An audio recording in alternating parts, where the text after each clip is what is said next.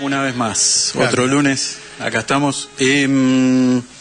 Además de los cumples, también tenemos otra fecha para recordar, que se cumplen 80 años de el ajusticiamiento popular de un tal Benito Mussolini, que son cosas que siempre es bueno tener presente, ¿no? Porque hay cosas que vienen mal, hicieron mal, y tienen que terminar mal necesariamente para esos que hicieron, ¿no?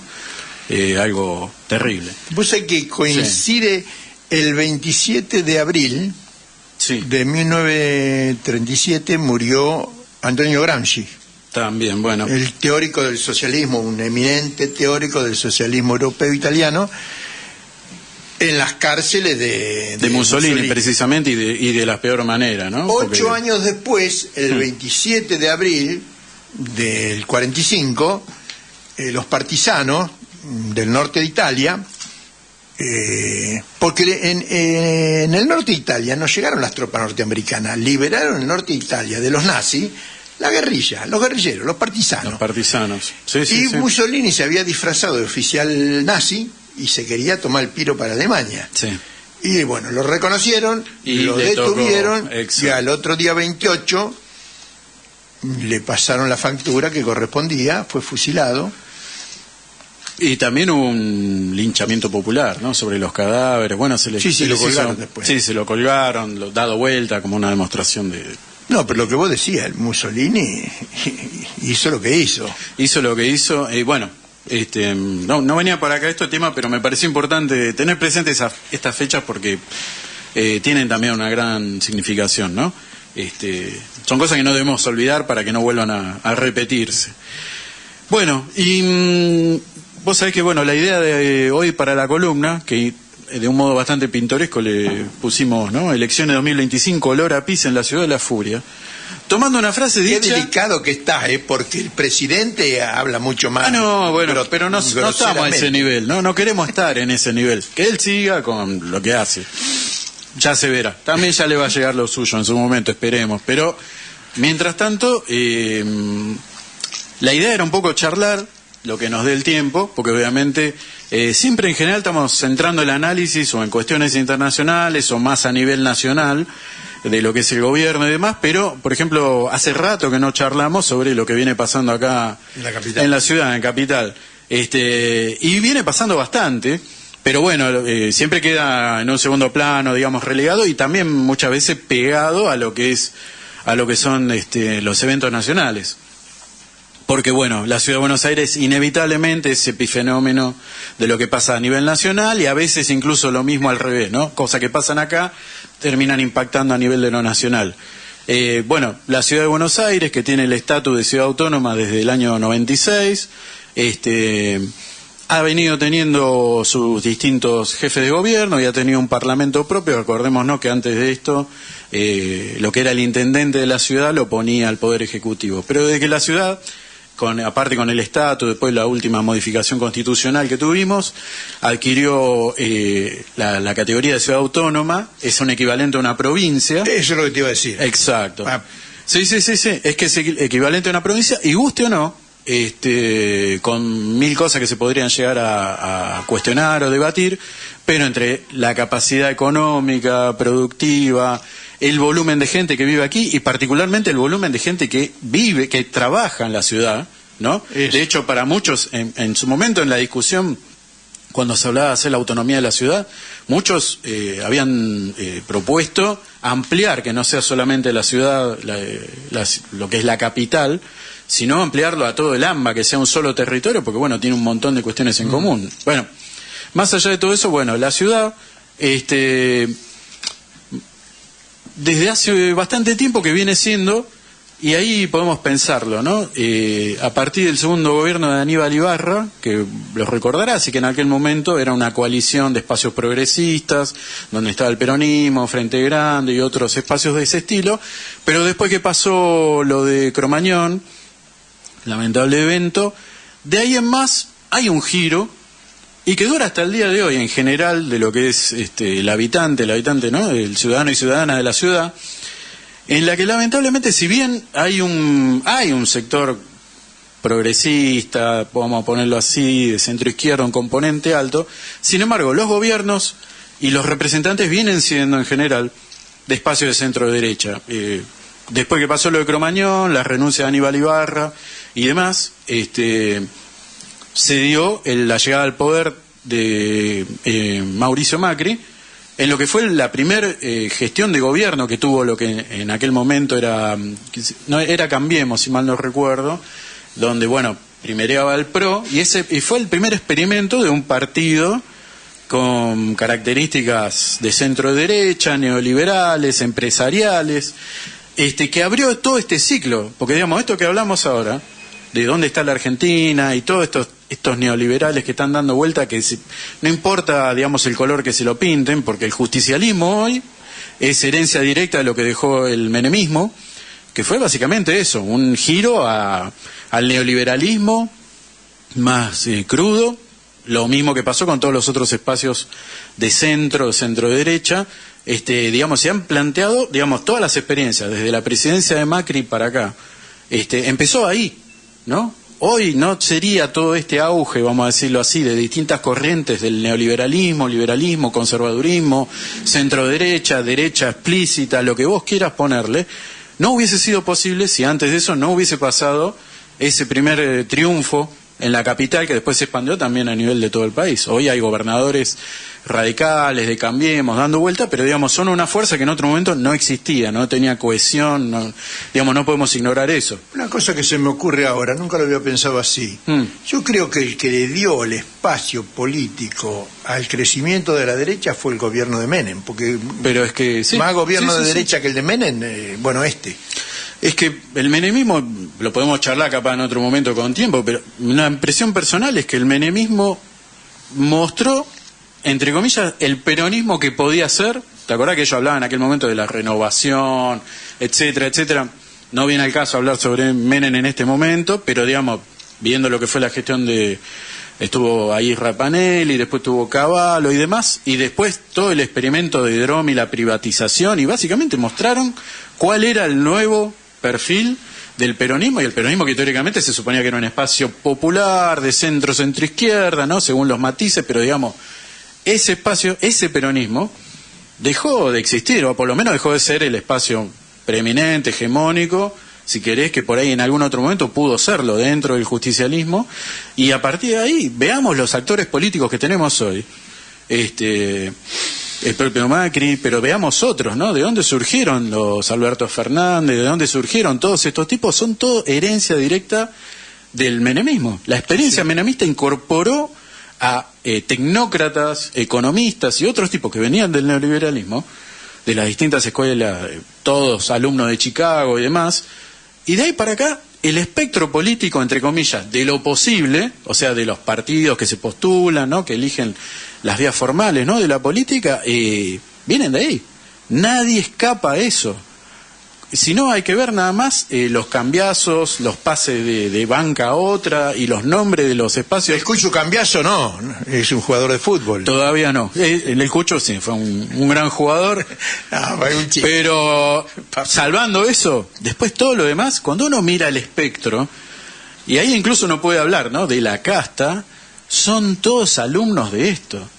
Digamos, no podemos perder de vista, y no es solamente, no podemos perder de vista esto, y lamentablemente no es que solo pasa en el espectro de lo, digamos, de lo que es, ¿no? La clase política porteña en particular, sino que eso se traspasó después al electorado, porque tanto las dos gestiones de Mauricio Macri como las que después vinieron de Larreta, los números con los que gana, no es que, bueno, ganó justito, gana como si fuese una victoria en Formosa, ¿no? O sea, apabullante. En especial las dos gestiones de Larreta, los triunfos fueron apabullantes. Contra nada, porque, o sea, por ejemplo, la última elección en la que había estado Larreta, la oposición que había al partido que quedó segundo era Lustó, el radicalismo. O sea, ni siquiera había una fuerza progresista, porque el peronismo, lo que es el peronismo en la ciudad, después de la gestión y de toda la crisis que significó el tema de Cromañón, ¿no? Con la renuncia de Ibarra, juicio, la condena, Tellerman fue lo último que sostuvieron ahí, pero de ahí en más para acá, ¿a qué se dedicó el peronismo? Porque todos los candidatos que inventó, ¿cuántas veces se presentó Filmus como diputado, como senador, como candidato a jefe, etcétera? No importa para qué lo ponían, igual después perdía, siempre eran derrotas honorables, ¿no? Justas, qué sé yo, pero perdían. Se jugaba a perder. ¿Y a qué jugó el peronismo en particular? El peronismo en la ciudad, por lo menos, en todo este tiempo, a cogobernar. Ha hecho negociados tremendos, ha gestionado lugares en los distintos espacios de poder, tanto del Poder Judicial como también en el Poder Legislativo, en distintas instancias a nivel de organismos de la ciudad, donde el peronismo negoció y negocia distintos espacios de poder con el que de alguna manera cogestiona, de manera que la ciudad no es que solo pro, y en esto hay que reconocer que ahí está la capacidad de Larreta de haber sabido, en un momento tenía al Partido Socialista, tenía el peronismo ahí metido con todo esto, a la par de que obviamente era el PRO, ¿no? Digamos, y en este sentido era bastante pragmático, y lo decía abiertamente Rodríguez Larreta, que decía, el problema no es la cuestión ideológica, sino que él decía, hay que charlar, congeniar y resolver cosas. Más pragmático que esto, y hasta te diría que peronista en su espíritu, ¿no? Esta cosa de podemos conciliar porque lo que importa son los negocios que vienen atrás de esto, y eso es un poco lo que pasa en la ciudad. La ciudad se volvió un gran negocio, particularmente del sector inmobiliario. Creo que no hace falta mucho que hablemos, ¿no? Porque si hay algo que se ha hecho en la ciudad es esto, es reventar, llevarse cargado por encima todo el Código de Planeamiento Urbano y demás de modo permanente. En la legislatura es una puesta en escena la cuestión de que se presenten a debatir nuevas modificaciones, y la ciudad se ha llenado de torres, se ha convertido en un enclave tendiente a lograr el ingreso de población de mayor poder adquisitivo, a la par que se va haciendo una gentrificación sostenida de distintos sectores. Hoy, por ejemplo, en Parque Patricios, un sector históricamente olvidado de la ciudad, ¿no? Un lugar de laburo, ¿no? Y de abandono, a partir de todo esto que justo charlábamos antes, ¿no? Los procesos de desindustrialización, de abandono de fábricas y demás, hoy se está convirtiendo en una especie de nuevo Palermo, Parque Patricio, ¿no? Ahí está el traslado de la jefatura de gobierno de la ciudad, también está ahí el departamento central de la policía de la ciudad, y se llenó de luces. Hoy se puede caminar por Parque Patricio como en otras épocas no podía ser. Hoy es un lugar, entre comillas, amigable, que en otra época, y por Parque Patricio, por Pompeya, por otros lugares, ni hablar la zona oeste, en general el sur de la ciudad, era el sector históricamente olvidado, y hoy son lugares donde, entre comillas, claro, se puede andar. Bueno, y ahora estamos frente a un nuevo periodo electoral, ahora el 18 de mayo, estamos hablando en 3 semanitas, y el grueso de la gente en general creo que está directamente desinformada, desentendida. Nadie sabe que va a haber elecciones y van a ser elecciones, como se suele llamar las elecciones de medio término, que son las elecciones donde se renueva la mitad de la Cámara. En este caso, la ciudad tiene 60 legisladores, de los cuales se van a estar renovando 30 en este caso. Bueno, y en general, como te dije, hay esta política en donde hay una política de conciliación y de acuerdo, y no hay grandes conflictos en la legislatura. Entre comillas, Rodríguez Larreta hasta hace poco, como quien dice, lo manejaba por control remoto a la cosa, no había problemas. Pero bueno, en los últimos recambios, Rodríguez Larreta, que quedó afuera de todo esto por haber hecho su proyecto político con la perspectiva de acceder a la presidencia, y falló, porque le salió mal la interna del PRO, y entró Jorge Macri, y Jorge Macri, que es un tipo que viene precisamente con gestión, ¿no? Porque bueno, él viene de ser intendente en provincia, y el tipo a lo único que se dedicó es a una suerte de mantener en piloto automático la gestión de la ciudad, pero cerrando un montón de programas a nivel de lo social, de lo cultural, y particularmente con un especial hincapié en demostrar una cuestión, si se quiere, de expulsión. Por ejemplo, ha hecho bastante hincapié en esto, de expulsión de población viviendo en situación de calle, ¿no? Lamentablemente, con todas las políticas que han tenido lugar este último año de Javier Milei, ha aumentado muchísimo. Y sin embargo, acá lo que se dedicó no es precisamente a tratar de buscar cómo solucionarle la situación, sino a mostrar cómo se echa a esa población sin casa, ¿no? sin un hogar, sin un lugar donde poder vivir, a echarlas y a expulsarlas de la ciudad. Algo parecido hace Montenegro en Mar del Plata, por ejemplo. Pero bueno, lo que tenemos hoy es básicamente una suerte de giro absolutamente a la derecha en todo lo que es la oferta electoral, y una disputa a cielo abierto que se viene dando por, bueno, precisamente quién es el espacio hegemónico dentro de la derecha argentina. Acá el PRO, que es el gran nicho, ¿no?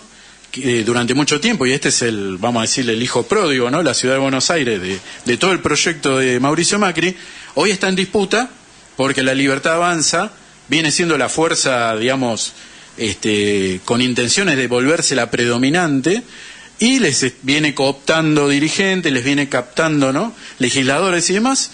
Bueno, vamos a tener, hay 17 listas que se van a estar presentando en la ciudad, de las cuales más de la mitad precisamente representan ese espectro de centro derecha o derecha abiertamente, porque incluso hasta el hijo de Biondini va a estar presentándose, ¿no? En uno de los frentes. El peronismo aparentemente con su nueva reconfiguración, que ahora se llama Es Ahora Buenos Aires, lo que anteriormente era Unión por la Patria, va a tener la chance de, por esta disputa que se mantiene entre el PRO y La Libertad Avanza, de quizás obtener los mejores lugares. Pero volvemos sobre lo mismo. No queda claro qué va a pasar. De momento Adorni, que viene siendo el candidato de La Libertad Avanza, está ahí peleándole los puntos. Hay básicamente casi un triple empate. Tenemos a Adorni por La Libertad Avanza, Santoro aparentemente, que se supone que es el que viene punteando, pero a pocos numeritos nomás, ¿no? Cada vez menos. Se está achicando esa brecha, y ahí nomás está Los Penato, que es la que viene a salvar, digamos, los trapos del PRO en la ciudad. Veamos que tuvieron que bajar a gente que estaba a nivel nacional a la ciudad, ¿no? Porque ahí también está Laura Alonso y demás.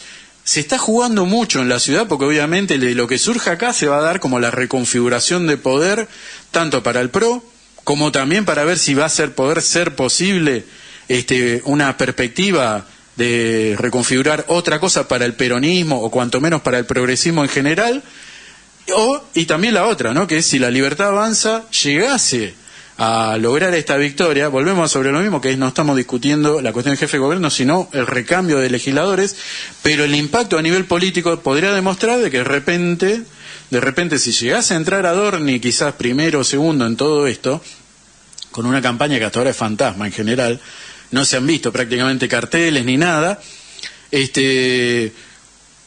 la perspectiva necesariamente no es buena. Incluso una victoria de este espacio de Santoro tampoco sería garantía de todo esto, porque bueno, no tenemos mucho tiempo ahora, pero digamos, entre los candidatos que vienen por ahí atrás y la oferta, digamos, política que se hace, tampoco es necesariamente muy progresista todo. Está todo muy pintado y girado hacia la derecha en general.